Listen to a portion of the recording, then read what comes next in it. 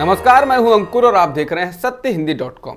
आइए एक नजर डाल लेते हैं अब तक की सुर्खियों पर। सुखविंदर सिंह सुक्खू हिमाचल प्रदेश के नए मुख्यमंत्री होंगे। शिमला में शनिवार शाम को ही कांग्रेस के नवनिर्वाचित विधायकों की बैठक में इसका ऐलान किया गया है। पिछली विधानसभा में नेता प्रतिपक्ष रहे मुकेश अग्निहोत्री को डिप्टी सीएम बनाया गया है।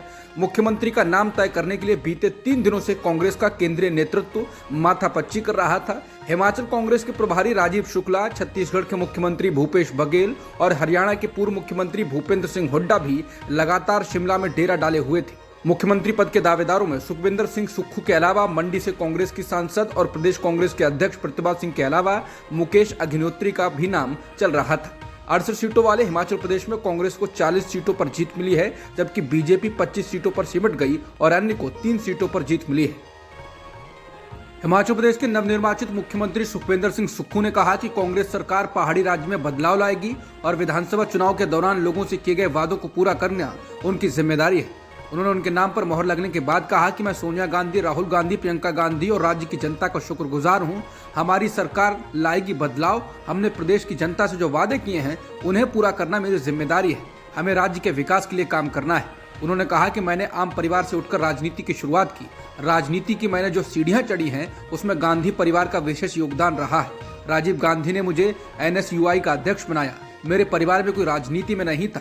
मैं काउंसलर रहा, 2 बार फिर विधायक बना। इस पार्टी ने जो मुझे दिया है उसे मैं कभी नहीं भूल पाऊंगा।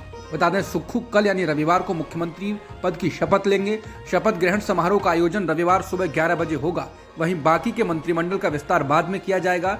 वहीं इस बीच प्रतिभा सिंह के समर्थकों ने नारेबाजी की। हालांकि प्रतिभा सिंह ने इस फैसले के बाद कहा कि वो कांग्रेस हाईकमान के इस फैसले को स्वीकार करती हैं।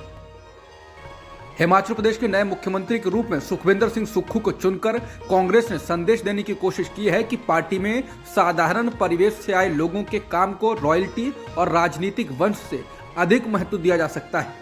बता दें, भाजपा नेता अमित शाह ने चुनावी प्रचार के दौरान भी कांग्रेस पर हमला बोलते हुए कहा था कि सुखविंदर सिंह सुक्खू को पद नहीं मिलेगा क्योंकि वो किसी का बेटा या बेटी नहीं है।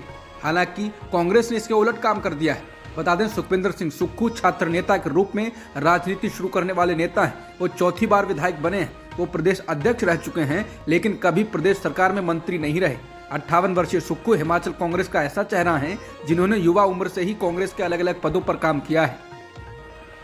हिमाचल प्रदेश के मुख्यमंत्री के लिए नाम का ऐलान होने के बाद सुखविंदर सिंह सुक्खू, छत्तीसगढ़ के मुख्यमंत्री भूपेश बघेल, कांग्रेस के हिमाचल प्रदेश प्रभारी राजीव शुक्ला और अन्य कांग्रेस नेताओं ने हिमाचल प्रदेश के पूर्व मुख्यमंत्री जयराम ठाकुर से शिमला में मुख्यमंत्री आवास पर मुलाकात की। मुलाकात के बाद पूर्व मुख्यमंत्री जयराम ठाकुर ने कहा, यह एक शिष्टाचार भेंट है। मैं उन्हें बधाई देता हूँ। हम हिमाचल के लोगों की सेवा के लिए मिलकर काम करेंगे। हिमाचल प्रदेश में मुख्यमंत्री सुखविंदर सिंह सुक्खू ने उनके नाम पर सीएम की मोहर लगने से पहले कहा कि बीजेपी के 6 से 7 विधायक हमारे साथ आ सकते हैं। समाचार एजेंसी ANI से बात करते हुए सुखविंदर सिंह सुक्खू ने कहा कि हिमाचल प्रदेश में कांग्रेस की सबसे स्थिर सरकार होगी। 40 विधायक कांग्रेस के टिकट पर चुने गए हैं और 3 अन्य विधायकों ने अपना समर्थन देने का वादा किया है। हम 43 विधायक हैं। कांग्रेस से कोई नहीं टूटेगा, लेकिन बीजेपी से आने वाले समय में 6 से 7 विधायक आ सकते हैं। गुजरात की वडगाम सीट से जीते कांग्रेस के विधायक जिग्नेश मेवाणी ने कहा है कि उन्हें उस बात का अफसोस है कि पार्टी ने चुनाव प्रचार के दौरान उनका पूरा इस्तेमाल नहीं किया। जिग्नेश इस बार कांग्रेस के टिकट पर जीते हैं, जबकि पिछली बार उन्होंने निर्दलीय लड़ते हुए जीत हासिल की थी। मेवाणी गुजरात कांग्रेस के कार्यकारी अध्यक्ष भी हैं। द इंडियन एक्सप्रेस से बातचीत में जिग्नेश ने कहा कि वो इस बात को महसूस करते हैं कि उनका और बेहतर ढंग से इस्तेमाल किया जा सकता था। न केवल नामांकन के बाद बल्कि उससे पहले भी ऐसा हो सकता था। मेवाणी ने कहा कि लेकिन मैं ये समझने में फेल रहा हूँ कि जब कांग्रेस के पास मेरा चेहरा था, जिसके पास गुजरात में अच्छी पहचान है, विश्वसनीयता है, इसके बाद भी मुझसे राज्य भर में जनसभाएं क्यों नहीं करवाई गई। उन्होंने कहा कि लोगों में ऊर्जा भरने के लिए उनसे जनसभाएं करवाई जानी चाहिए थी। बता दें, इससे पहले जब पाटीदार नेता हार्दिक पटेल ने कांग्रेस छोड़ी थी तो उन्होंने भी इस तरह की शिकायत की थी कि पार्टी ने उनका पूरा इस्तेमाल चुनाव प्रचार में नहीं किया। गुजरात में विधानसभा चुनाव जीतने के बाद शनिवार को बीजेपी विधायक दल की बैठक हुई। इसमें भूपेंद्र पटेल को विधायक दल का नेता चुन लिया गया। इसके बाद भूपेंद्र पटेल बीजेपी प्रदेश अध्यक्ष CR पाटिल के साथ राजभवन पहुंचे और सरकार बनाने का दावा पेश किया। वो सोमवार को मुख्यमंत्री पद की शपथ लेंगे। विधायक दल के नेता के चयन के लिए दिल्ली से केंद्रीय पर्यवेक्षक के रूप में रक्षा मंत्री राजनाथ सिंह, कर्नाटक के पूर्व मुख्यमंत्री BS येदियुरप्पा, केंद्रीय मंत्री अर्जुन मुंडा पहुंचे थे।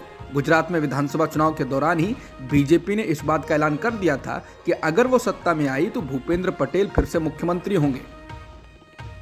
सुप्रीम कोर्ट बिल्किस बानो की याचिका पर 13 दिसंबर को सुनवाई करेगा। बिल्किस बानो ने गुजरात सरकार के द्वारा सामूहिक बलात्कार के मामले में दोषी ठहराए गए 11 अभियुक्तों की रिहाई को सुप्रीम कोर्ट में चुनौती दी है। उम्र कैद की सजा काट रहे इन 11 दोषियों को इस साल 15 अगस्त को रिहा कर दिया गया था। जस्टिस अजय रस्तोगी की अध्यक्षता वाली बेंच इस मामले में सुनवाई करेगी। दोषियों की रिहाई के खिलाफ सुप्रीम कोर्ट में पहले से भी याचिकाएं दायर की गई थी। बता दें, बिल्किस बानो के साथ हुए सामूहिक दुष्कर्म के मामले में रिहा किए गए 11 दोषियों की रिहाई के पीछे उनके अच्छे आचरण का तर्क गुजरात सरकार ने दिया था। गुजरात सरकार की ओर से जो हलफनामा सुप्रीम कोर्ट के सामने दिया गया था, उससे ये बात सामने आई थी कि दोषियों को जितने दिन की पैरोल या फरलो दी गई थी, वो उससे कहीं ज्यादा दिन तक जेल से बाहर रहे थे।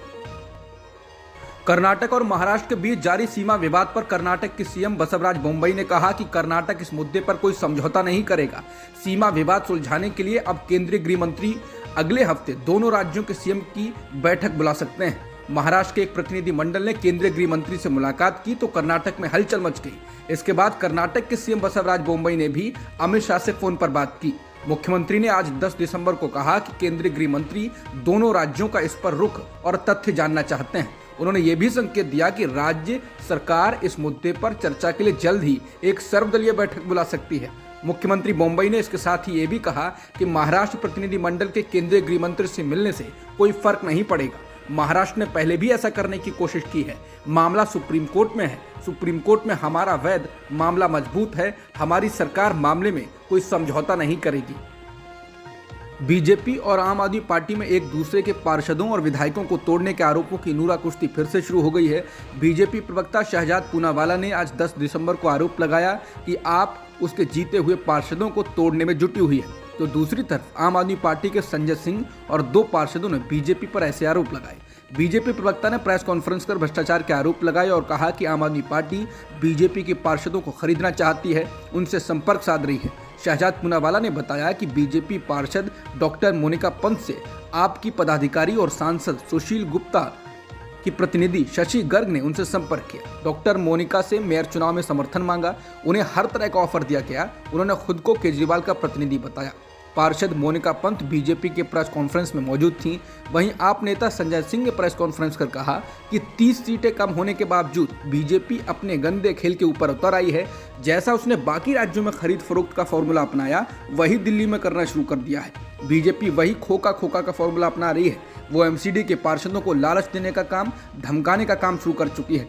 इस दौरान आपके 3 पार्षदों ने आरोप लगाया कि उन्हें योगेंद्र चंदौलिया नाम के एक व्यक्ति का फोन आया और कहा कि दिल्ली बीजेपी अध्यक्ष आदेश गुप्ता बात करना चाहते हैं। वार्ड 118 से सीट जीतने वाली डॉक्टर सोनाक्षी के पिता पिंटो ने कहा, उन्होंने पहले 2 करोड़ रुपए की पेशकश की और जब मैंने इनकार कर दिया तो वो 10 करोड़ रुपए तक पहुंच गए।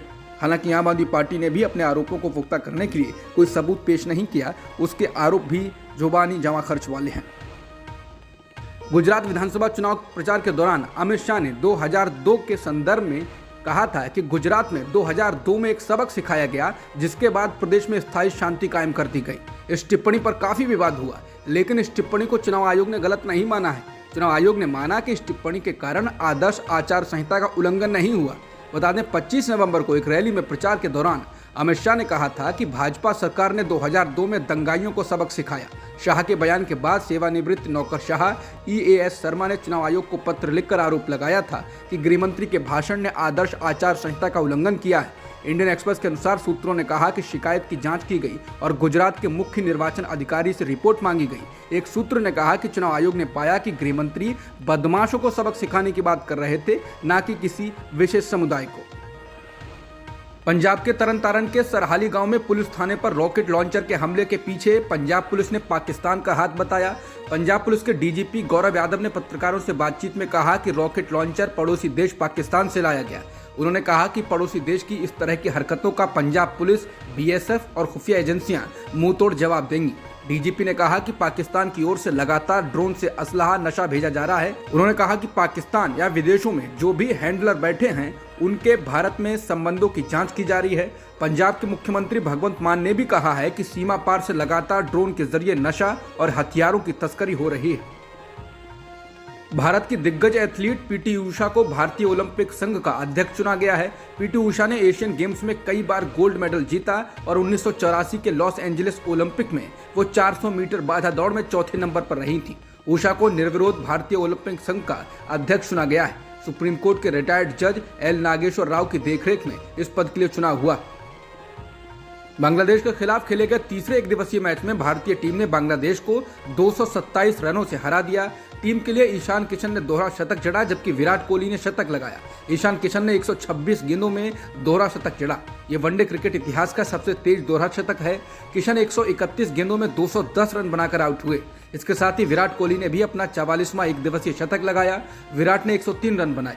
इससे पहले बांग्लादेश ने टॉस जीतकर पहले गेंदबाजी करने का फैसला किया था, जिसके बाद भारत ने बल्लेबाजी करते हुए बांग्लादेश को 410 रनों का लक्ष्य दिया। हालांकि बांग्लादेश की टीम 182 रनों पर ही सिमट गई। गेंदबाजी में शार्दुल ठाकुर और अक्षर पटेल ने जलवा बिखेरा। हालांकि टीम इंडिया ये सीरीज 1-2 से हार चुकी है। बांग्लादेश ने सीरीज के शुरुआती 2 मैचों में रोमांचक जीत दर्ज की थी। अब तक की खबरों में इतना ही। बाकी खबरों के लिए बने रहिए सत्य हिंदी.com के साथ।